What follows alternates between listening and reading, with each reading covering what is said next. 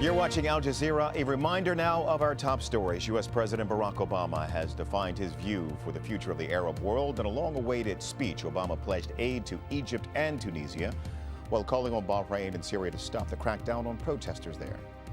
Obama also touched on the stalled peace process between Israel and the Palestinians.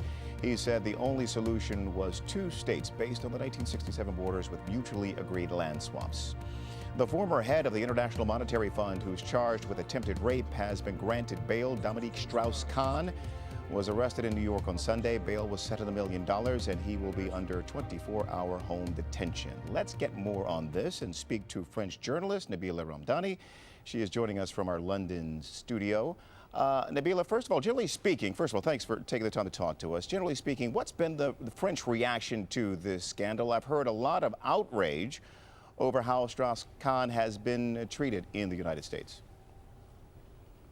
Oh, very much so. There has been an outcry in France over the way not only Dominique Strauss-Kahn has been treated by the American police, but also by the American media.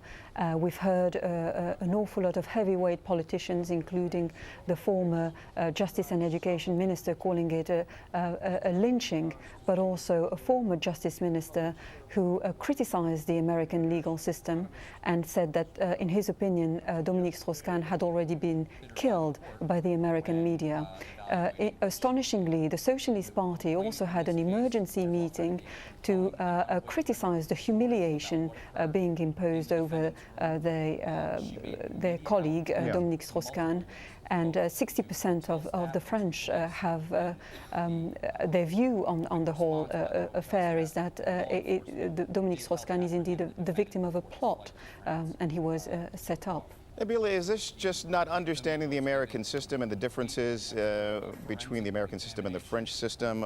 Is the particular issue here this idea of the perp walk where he was pictured in handcuffs? But I think the French reaction, in fact, reflects a deeply disturbing French approach to the administration of public justice, and one which has its roots in France's historic obsession with privacy.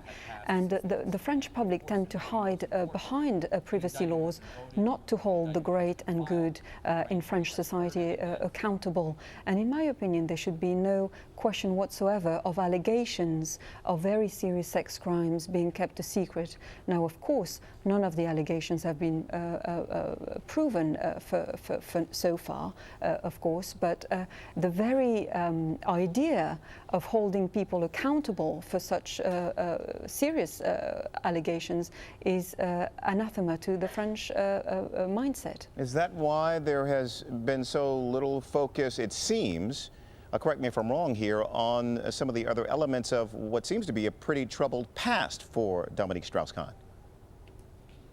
There have indeed been other instances of sexual misconduct on behalf of Dominique Strauss-Kahn. He's been accused, of acts of sexual impropriety in the past, and that includes a very well publicized case in 2002 when a French journalist accused him of sexual assault. And when she was invited on a French TV show, and she referred to that deeply disturbing experience, the host just laughed it off, and the other guests as well. So again, it says an awful lot about the mindset of the French public. And of course, these are allegations, but other allegations are now coming out in France, and this won't help Dominique Strauss-Kahn's case, I'm afraid. All right, Nabila Ramdani, thank you for your time. We appreciate it.